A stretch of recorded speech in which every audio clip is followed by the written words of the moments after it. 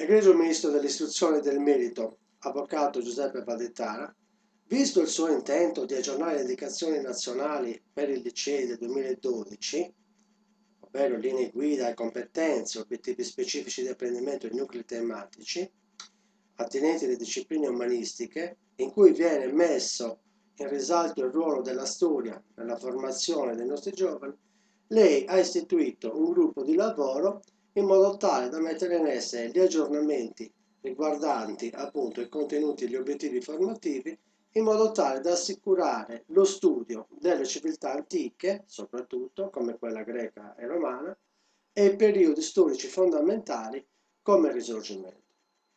A suo dire, la modifica delle indicazioni nazionali hanno l'obiettivo di garantire una maggiore coerenza e profondità nell'insegnamento delle discipline umanistiche. L'obiettivo è stato quello di fornire agli studenti una comprensione più solida delle radici culturali e storiche dell'Italia e dell'Europa. Rimarchiamo che i lavori non sono ancora conclusi. Lei continua evidenziando che i lavori della commissione di esperti stanno per giungere al termine e, una volta conclusi, si avvierà un confronto pubblico per definire i dettagli finali. Inoltre, ha ribadito che la proposta della Commissione includerà un approfondimento su temi fondamentali, quelli che noi a scuola chiamiamo nuclei fondanti. Quali sono questi nuclei fondanti? Messi in evidenza da lei. Le radici della civiltà che hanno plasmato l'Occidente, il risorgimento italiano e il processo che ha portato appunto all'unità d'Italia, la storia europea del secondo dopoguerra, il quale è un periodo spesso trattato in maniera superficiale nei programmi attuali. Queste sue dichiarazioni le ho ricavate dalla Orizzonte Scuola del 7 gennaio del 2025. Bene, illustre Ministro, su questo punto le anticipo il confronto pubblico attinente ai dettagli finali con il mio umilissimo pensiero. Io sono un docente di filosofia e storia nel liceo. In seguito a diversi anni di esperienza scolastica e studiorum, mi chiedo ancora come mai non venga insegnata nelle scuole italiane la storia d'Italia con scienza e coscienza, evidenziando la sua origine in Sardegna nel 1324. A questo punto devo considerare che, senza dubbio, i politici presenti nelle istituzioni hanno scarso interesse per la disciplina storica e hanno avuto scarso interesse per la disciplina storica, in quanto devono tutelare soprattutto le proprie ideologie. Spero che lei mi smentisca. Mentre nel mondo della scuola le indicazioni nazionali e relative normative danno la libertà al docente, come lei ben sa, di avere la sua autonomia didattica. Ma tutto ciò non basta, in quanto l'impostazione storiografica tradizionale, diacronica, sincronica, europeista, avvenenzialista, geografica e fisica, e i nuclei tematici, soprattutto pre-risorgimentali e risorgimentali, non aiutano a raggiungere l'obiettivo. Ovvero, anche i manuali scolastici per la scuola secondaria di primo e secondo grado non sono di ausilio al docente e al discente, in quanto non trattano affatto il ruolo della Sardegna statuale nella penisola italiana. Per di più abbiamo la divisione per Evi e Kelleriani, non aiutano più di tanto la didattica, specialmente nelle università, ma questo è un tema che non riguardano le indicazioni.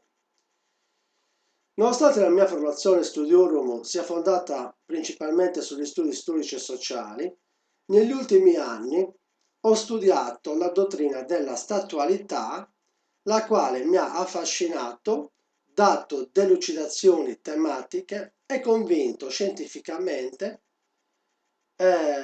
Inoltre queste mie convinzioni sono rafforzate dalle considerazioni rigorose esposte dai più illuminati costituzionalisti del secolo scorso, tra i quali Giorgio Spallieri. Lei, essendo anche un avvocato, conosce bene di chi parlo. In sostanza, ho sposato i miei studi e la mia filosofia con la dottrina della statualità del professor Francesco Cesare Casura. Caro Ministro, prendendo le parole dell'illustre professore Francesco Cesare Casura, appunto, il quale è stato consigliere personale del presidente Francesco Cossiga, oltre a essere stato un egregio docente universitario, quindi posso rimarcare che si tratta di uno studioso certificato. La dottrina della statualità è il metodo di lettura della storia che rivisita i fatti storici e l'interpretazione, appunto, del passato diacronicamente e sincronicamente, riferendoli ad uno stato, sia o non sia con diversi titoli e nomi. Regno di Spagna, Repubblica Francese, Granducato di Toscana e così via, senza mai abbandonarlo nel racconto storico. Il risultato a volte della dottrina è sconvolgente, come nel caso Italia. Quindi un tema che lei sta trattando in modo approfondito nella riforma delle indicazioni nazionali. Continua il professore. Alla dottrina della statualità interessa lo Stato, o meglio la statualità in quanto idea filosofica che comprende sincronicamente e diacronicamente tutto il territorio, il popolo, il vincolo giuridico che li unisce, dalla nascita alla sua morte dello stesso Stato, se avvenuta o se avverrà.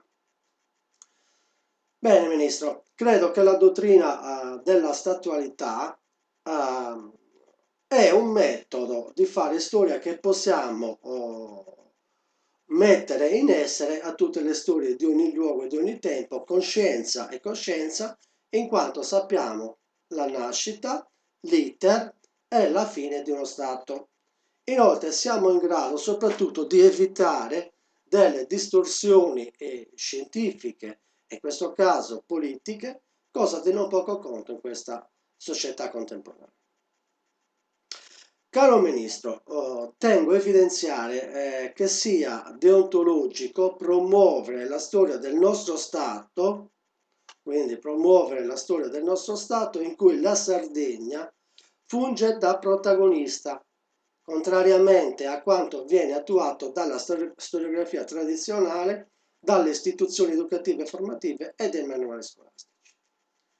Ulteriormente credo sia utile, necessario e doveroso insegnare e promuovere la storia dello Stato in cui viviamo come cittadini, evitando di confondere la storia dello Stato italiano con quella dell'Italia geografica, fisica, pre-risorgimentale e risorgimentale, che vede principalmente, caro Ministro, una nazione formata solo dall'unione dei popoli continentali, come noi li chiamiamo in Sardegna, in cui viene dimenticato il ruolo svolto dal Regno di Sardegna, che ha dato continuità allo Stato del Regno d'Italia e della Repubblica Italiana.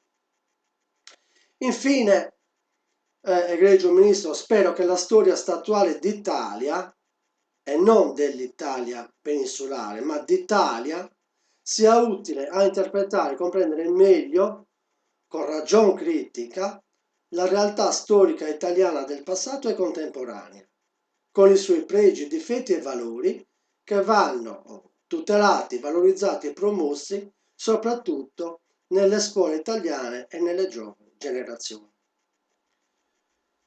Nella speranza di vedere aggiornati i contenuti e i nuclei fondanti delle indicazioni nazionali, in cui il Regno di Sardegna con la sua statualità ha portato alla nostra Italia,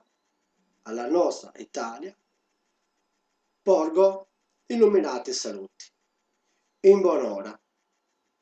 Professor Priamo Fars.